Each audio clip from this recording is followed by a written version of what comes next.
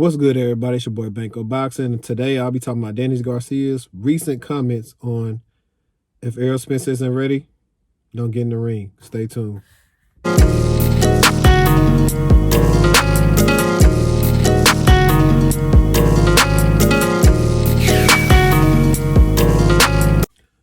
What's up, guys? It's your boy Banco Boxing. Hey, I appreciate you for stopping on the page, man. It's your first time on the page. Don't forget to hit that subscribe button, man. Hit that bell icon button. Also, don't forget to check out BancoBoxing.com, my latest boxing blog site.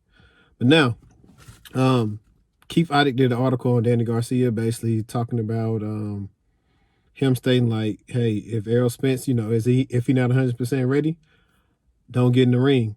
And those sentiments are very much the opposite of what Terrence Crawford stated.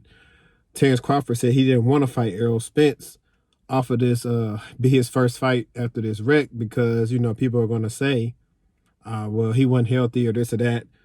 Pretty much that's what he said. And Crawford has the sentiment because he's regarded as being one of the best, if not the best, welterweight currently right now. So he already had so many detractors and naysayers. He don't want it the easy way. He wanted the hard way. Now, Danny Garcia isn't regarded like that. Matter of fact, he's probably regarded right now as a very, very good, solid welterweight contender. And he probably got, one more hurrah at this thing. But if you want me to keep it honest, I do agree with Danny Garcia, only because we see too many times fighters will go in there and fight and then say, oh, I was hurt. Like you got Keith Thurman saying, oh, I had XYZ going on, the Manny Pacquiao fight. Well, pull out, man. You got integrity. I know what it is. You want to get paid. Sometimes you might see that money again.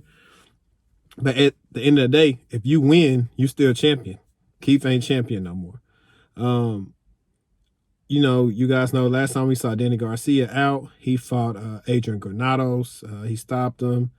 He talked about having a new strength and conditioning coach and how he's feeling better.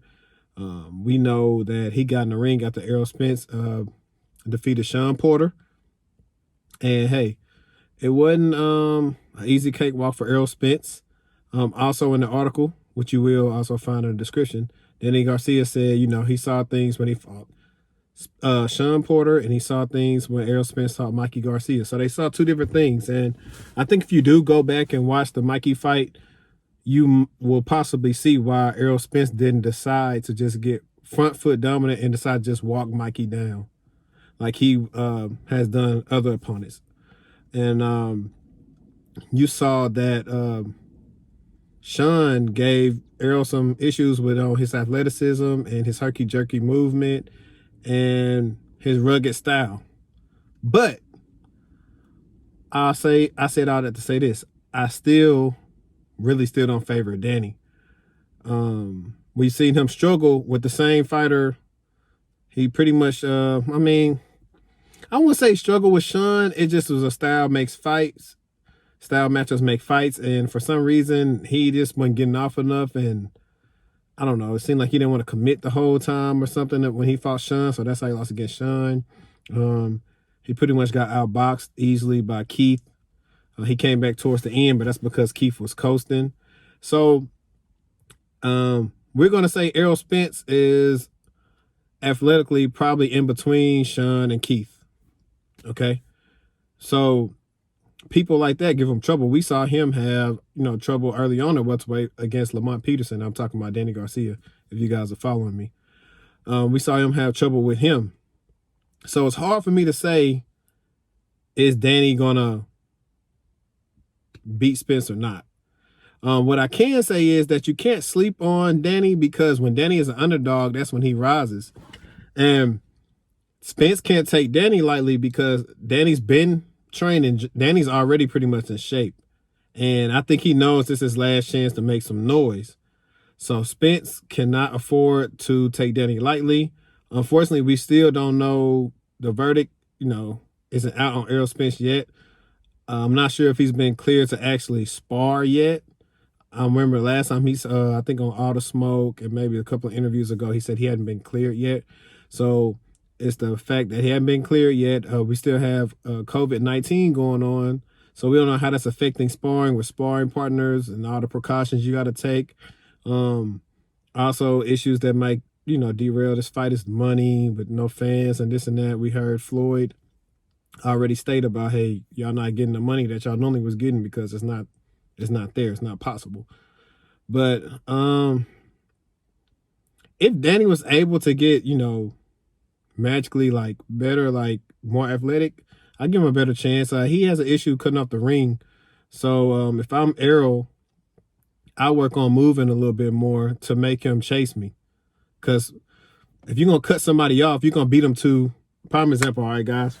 So when you're driving, right, you got somebody either following you or they cut you off, as in they speed up in front of you and cut you off and take the light or take the exit.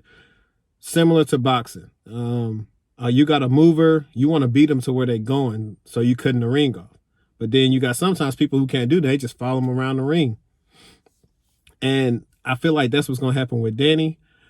ERROL does not want to exchange with Danny, though, because Danny is a great exchanger. People often say Danny's just this great counterpuncher, but most of the time when you watch Danny's good, like, no look left hook and all that stuff, it happens when Danny is exchanging with somebody. It wasn't he slipped something and then he caught him with something, or he was just timing him. Danny's got okay timing, but his timing isn't like that to where you just call him this masterful counterpuncher.